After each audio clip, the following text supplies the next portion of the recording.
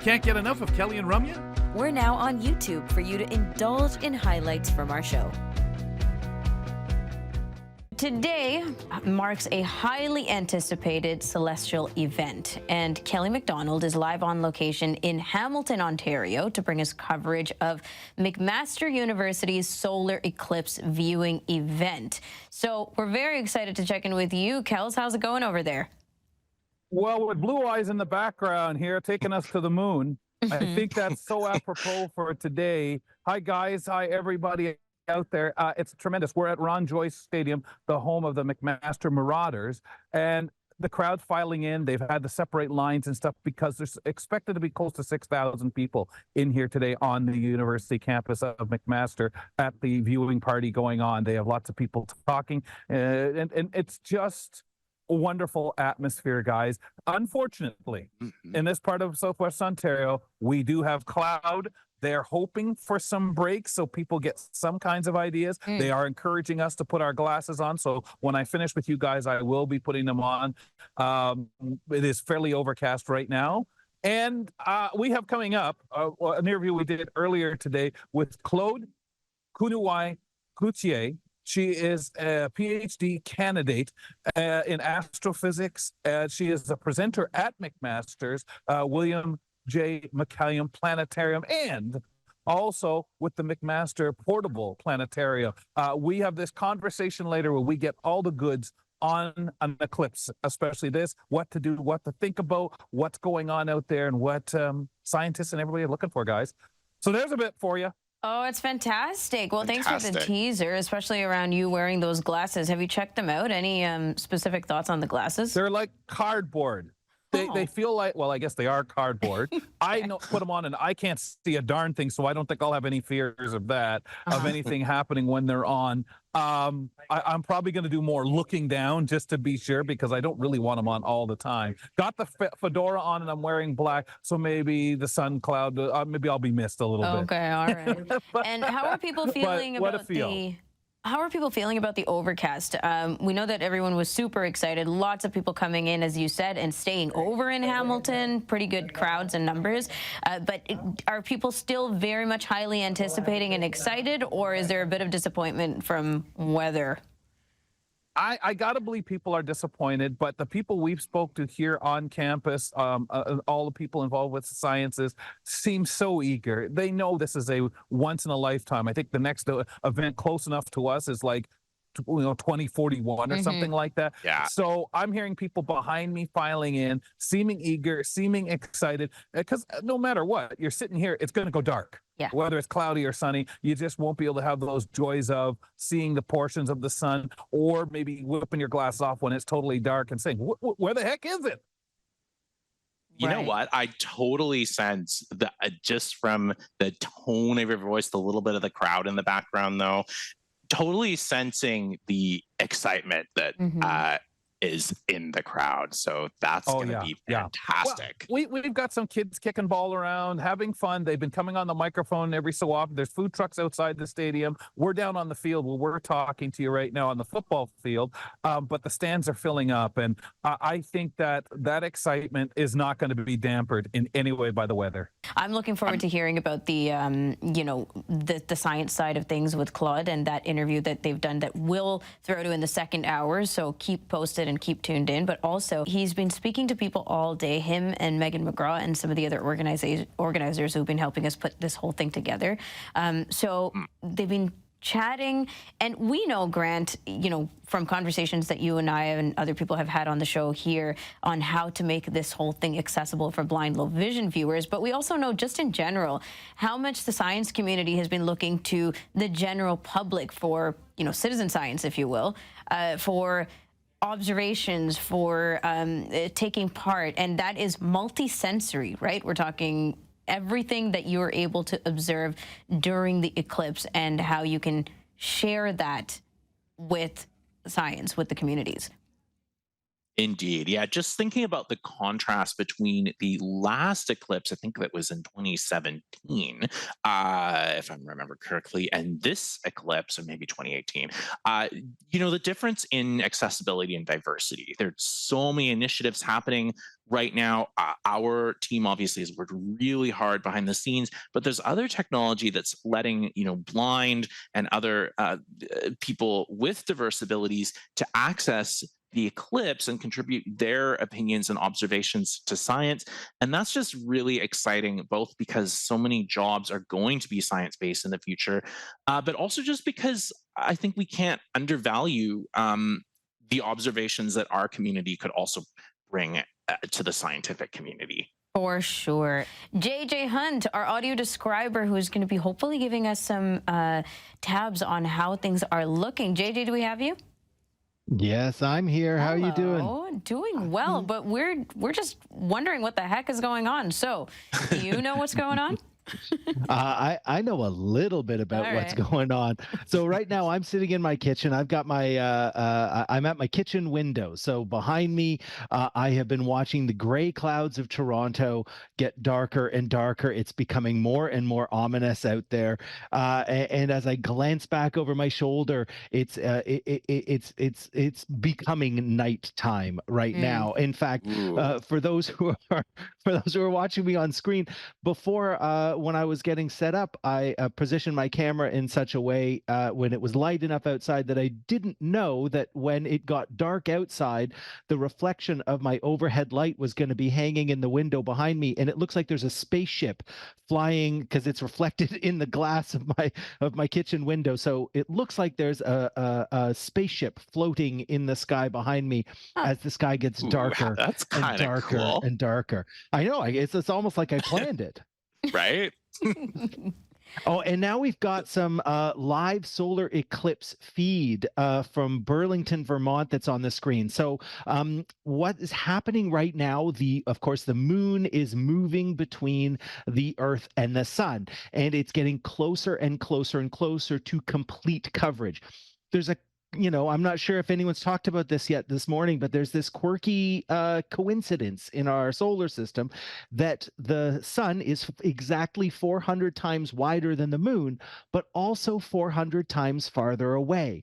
And because objects that are farther away appear smaller than objects that are close, that perfect ratio of 400 times wider and 400 times farther away makes the moon and the sun appear to be the same size. And so as the moon is moving into the path, but directly between us, between the Earth and the sun, it has complete coverage. And right now, what we have is the moon moving from our lower right up toward our upper left. And there's just the thinnest ring. It's the fingernail. They often refer to this as a fingernail moon if it's just the moon. In this case, it's a fingernail of sun that's peeking out behind the round moon as it moves up closer and closer and closer. So we are it looks like just minutes away from that full eclipse. It's and here in Toronto behind me, it's actually starting to get a little bit light again. So here in Toronto, I think we're past that. I think we were 99% eclipsed in Toronto. And in Burlington, where we're getting this live feed from, they must be just approaching. So it's just a wild moment. It is disconcerting. It is fantastic to be to have this darkness set upon you at 3 o'clock in the afternoon. Well, and you said it, right? It's moment to moment where we're seeing and experiencing the actual changes, which I think that part of it, for anyone who's able to observe the entire thing, is super cool. Which, like, apparently, what did they say? 6,000 observers at the planetarium alone in Hamilton, Ontario, were observing, and not to mention the countless amount of people who have dropped everything to go check this out as tourists. Yeah. And you're right. It is that moment to moment experience, right? As the moon moves across and it continues to eclipse, that this, it goes from looking something like a Pac-Man, right? Like a big sun with a round mouth opening, and then it covers a little bit more, covers close to half, and now we get into that fingernail. And then what's going to happen as it moves right to the edge. Of course, the surface of the moon isn't completely smooth. It's not a smooth ball. The surface of the moon is covered with craters and mountains and valleys.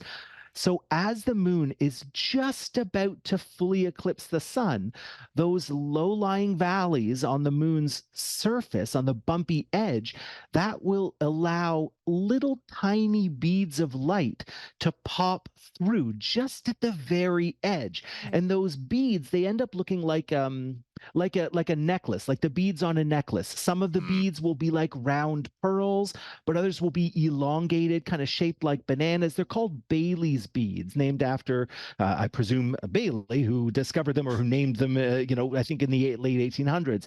And they disappear as the moon moves over. Those beads disappear. They pop out of existence one by one until only one final bead of light remains. And what we've got on screen right now from Burlington, we're getting closer and closer to that moment where those beads start to appear, because the edge, that fingernail has been pushed right to the edge, and you're basically just seeing light squeezing through the valleys on the edge of the moon.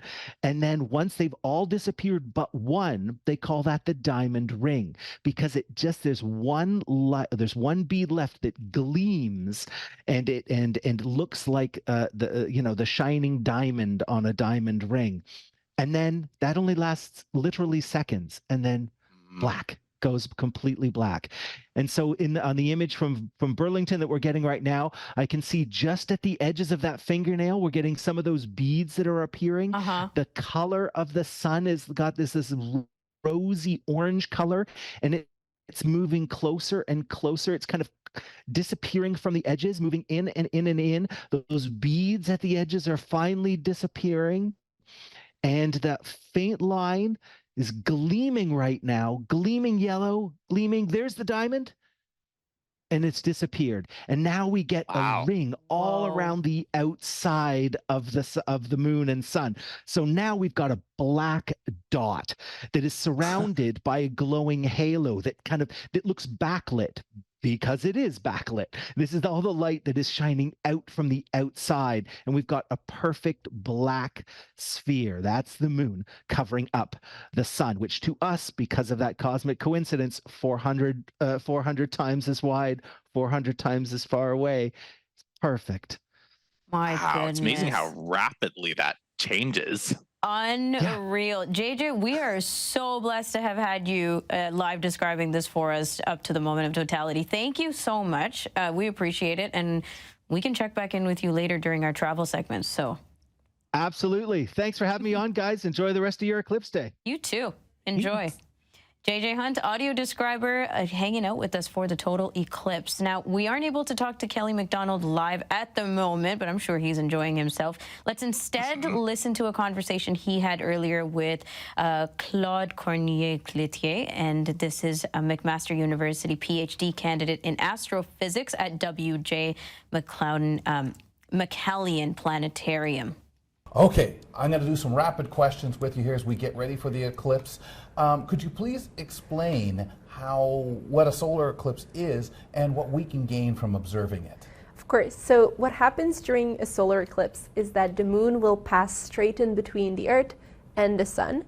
And surprisingly enough, that's not something that happens all that often, because the plane of rotation of the moon around the Earth and of the Earth around the sun are not perfectly aligned. So we need to be very, very lucky to get that perfect alignment. And when that happens, the moon will go in front of the sun and fully obscure the sun from our view. It means that the sky goes almost entirely dark when that happens, which is obviously a stunning experience. And there's a lot we can gain both scientifically and just out of curiosity from observing a solar eclipse. Okay, perfect.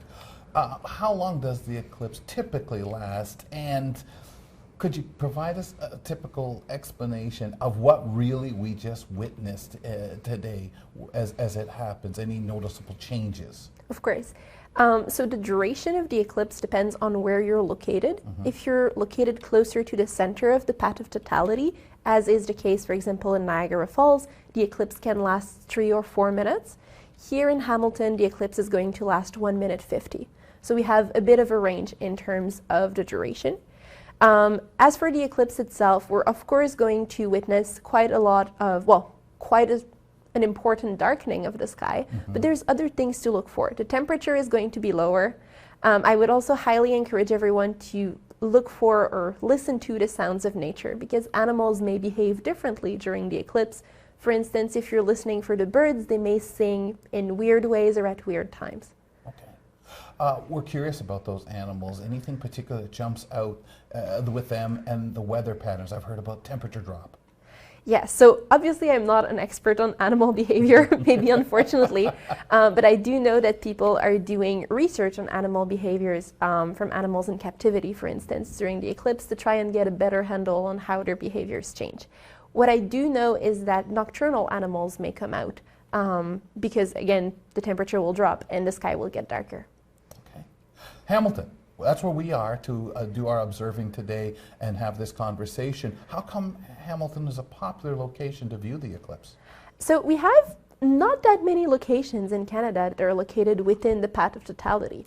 And in fact, Hamilton and Burlington are probably the locations that are closest to Toronto, which is obviously a hugely populated city, that are on the path of totality. So for that reason, I would say Hamilton is quite popular because it's very, very close to Toronto, and yet we're in the path of totality and Toronto is not. Right. Okay. In terms of preparation to get ready, can you tell us about the importance of readiness leading up to studying such a celestial event? So I would say in terms of preparing, for most people, the main thing that is important to do is to get a pair of eclipse glasses. Right. So that you can enjoy the eclipse, look at it, but make sure to protect your eyes. So I would say this is a really important feature. For the scientific community, I know that people who research the sun's atmosphere, for example, the corona around the sun, are really, really excited about the eclipse because an eclipse is basically the only time at which we can view the sun's corona from Earth. Otherwise, it's way too faint. It's completely drowned out by the light coming from the sun itself. So only when we are fully blocking out the sun's light can we observe what's going on in the upper layers of the sun's atmosphere. Do you want to talk quickly about the risks when it comes to observing it, and that eye protection has to be there, and when that starts and when that ends, when you're safe to not worry about it? Of course. So it's extremely important to wear eclipse glasses as you're looking at the eclipse. The only time when it is safe to take off your eclipse glasses is when you no longer see anything through the glasses. So as you try on your eclipse glasses, you will see the only thing that is visible through the glasses is the sun itself. So if you're viewing the eclipse leading up to totality, the moment at which you see nothing through your glasses, that's the time when it's safe to take them off. And then you can leave them off for the duration of totality, which is 1 minute 50 in Hamilton, but maybe shorter or longer in other locations. Okay, then get them back on. Yes. Okay, so I'm curious quickly, the researchers, NASA, everybody that's been coming out here, all looking for different things. Is there anything particular that jumps out at you that would surprise you, or I guess us, as to that thing they're looking to see? I'm not sure if there's much that is surprising. As I touched on earlier in our chat, one of the main things that people study during the eclipse is the sun's corona, so the upper layers of the sun's atmosphere. And this is really hugely exciting for this specific eclipse because the sun is very, very active right now. And so obviously there's a lot going on in those upper layers of the sun's atmosphere. And there's also a few new probes that were sent to the sun just after the last total solar eclipse we had in North America. So combining the information from those probes that are physically quite close to the sun to the information we can get by observing the eclipse here is going to be hugely interesting. Thank you so much for the time on such a busy day. Thank you for the wonderful descriptions and information you passed on to us. That, of course, our guest, Claude Cloutier, a PhD candidate in astrophysics. She's a presenter at McMaster's William J. McCallion Planetarium and with McMaster's Portable Planetarium. Thank you for having me. Thanks for watching. You can catch Kelly and Ramya weekdays from 2 to 4 p.m. Eastern on AMI.